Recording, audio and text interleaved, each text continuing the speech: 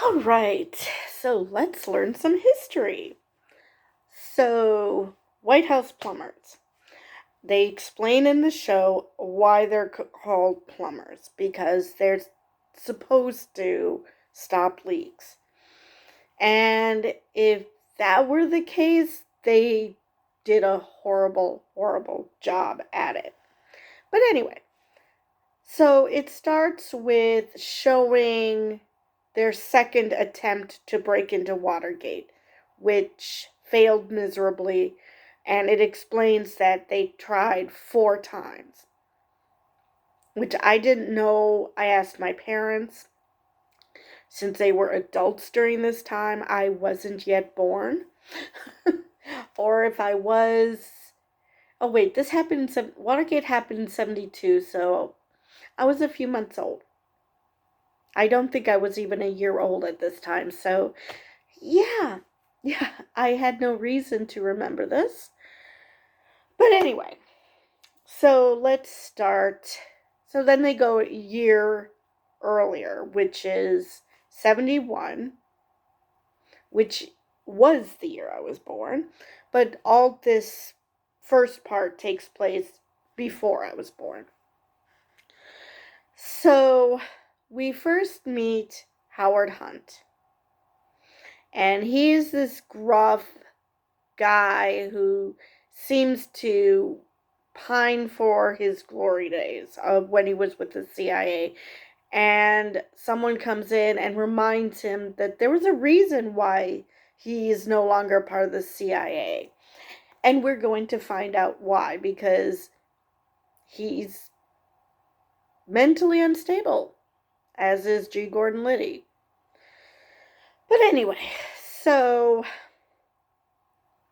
we see him at home, and they're on the TV. They're talking about the anniversary of the Bay of Pigs invasion, and they blamed the CIA. But in this case, it was, he's correct. JFK was the one who called it off. He was the one who was hesitating. And by the time anything could be done, by the time he made a decision, it was too late. Actually, let me look exactly how that worked. Bay of Pigs. No, that's not what I want.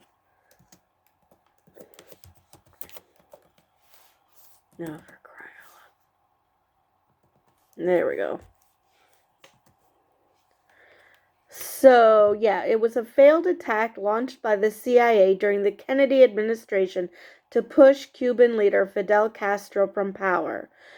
And my understanding is that Kennedy just hem and hawed so long that the people who were actually involved in the Bay of Pigs, the ones who were the actual Cubans, basically the U.S. failed them.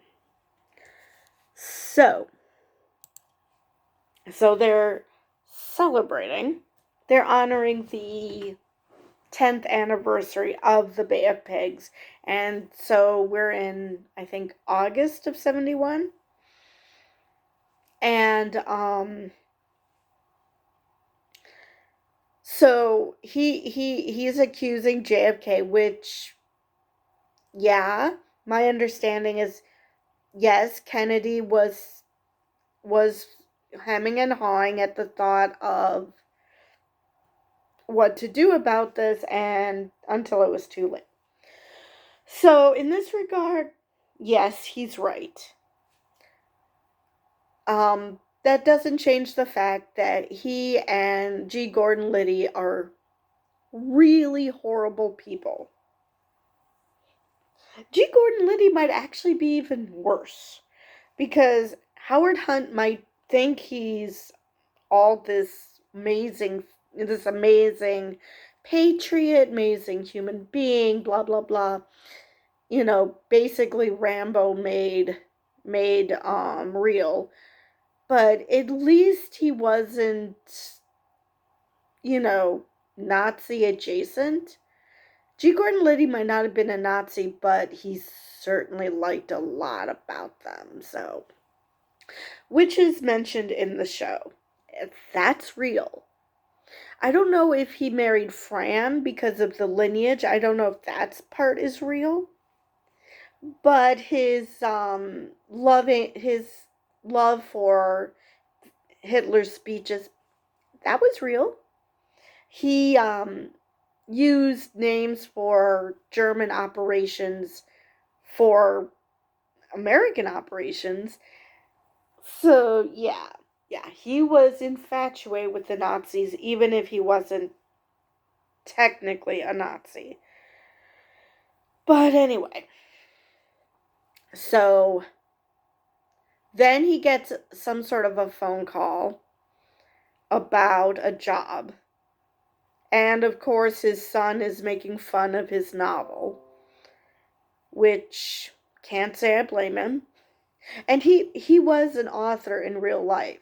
So again, most of this stuff is real.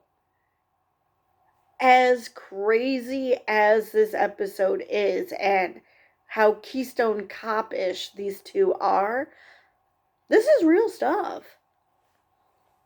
So anyway, then he goes to the White House, and I don't remember who he's speaking to, and they're talking about the Pentagon Papers leak.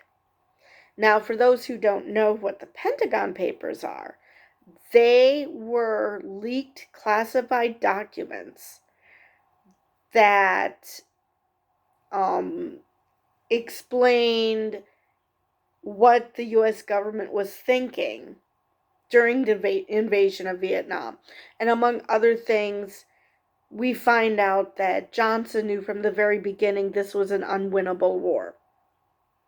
So for people who already were against the war for whatever reason, this was a powder keg, because now we know that we're in a war that the U.S. kept going and throwing young people into for, I mean, they say it was to stop communism, but they knew they couldn't win. So why are you still there? So they want to make Daniel Ellsberg look bad. And so they're trying to find some sort of dirt on him. And of course, they come upon, among other things, going to his psychiatrist and stealing the file on Ellsberg. Because they want to... Now, I don't know how true this was in real life, but in the show, to show he's a commie. But I'm pretty sure it was in real life too, because, you know, even though the Red Scare was not as prominent, it wasn't the 50s, but the Cold War was still a thing. So, they come upon this idea of that they've got to get this file, which was a real thing. This actually did happen. And the assistant CIA director was like, I'm sorry, as assistant FBI director was like, you know, not a good idea. So I'm going to bow out. I want nothing to do with illegality. And G. Gordon's like, let's use lie detectors on everyone. And he's like, yeah, we don't do that anymore. So they come up with this plot to infiltrate the hotel, his office, where his office is, because 70s, I guess. Anyway, so they stake it out. They have these ridiculous disguises, and they stake out the office, and then they decide that they're going to hire some people who are um, former Cuban nationals who are helping the FBI and CIA and all that. And they decide that they're going to break in and steal this file. They did all the prep work, or so they thought, because they thought that the back door was going to remain unlocked. It turns out it wasn't, so they had to break in, which Gordon gave the okay for, and Howard Hunt is like, wait, what? You told them to do what? And you're surprised that they left a mess? And so then they came up with this cockamamie story. You see files all over the place, and they're like, oh yeah, we left drugs around to make it look like druggies were looking for drugs, which makes no sense. But in reality, that's not quite what happened. They just didn't find anything worth it in the file, so they just abandoned it. So now they're talking about breaking into his house, which also, I believe, happened. Or at least they wanted to break into the house, but their handler was like, no, don't do that. So I think that got dropped. I don't think they actually pursued that. So now they got fired from this previous work that they're doing, and now, but they were rehired to help get Richard Nixon elected. And so that's how this episode ends. And this is where the shit hits the fan, because now we've been introduced to all the major players in the Watergate scandal. Now, my understanding is this show is only going to concentrate on what led up to the Watergate break-in. I don't think this is going to go into, it might go into the actual break-in, but it's not going to go into the actual scandal, in that it gets leaked and then one by one they fall until Nixon ends up resigning. I don't know if they're going to go that far, or they're just going to show the first 3 attempts. This is an 8-episode series, so I guess they could, one episode, 1 attempt. That'll get us to 5 episodes, and then the next 3 could be the aftermath, the fallout. So, don't know where they're going to go from here, how far they're going to go in the Watergate scandal. But, yeah, I mean, obviously they're a bit of a caricature, but considering what we know of these people, it's not that much of a stretch.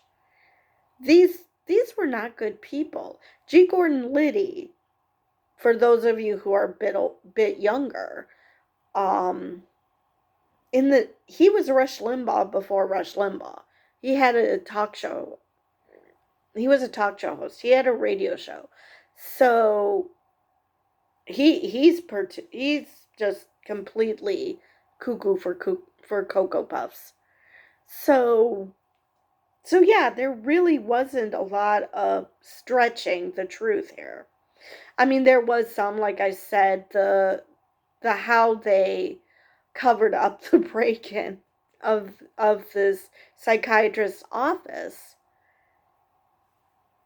was embellished, but the fact that it happened wasn't. And that's how crazy Watergate is, that a lot of this stuff isn't made up.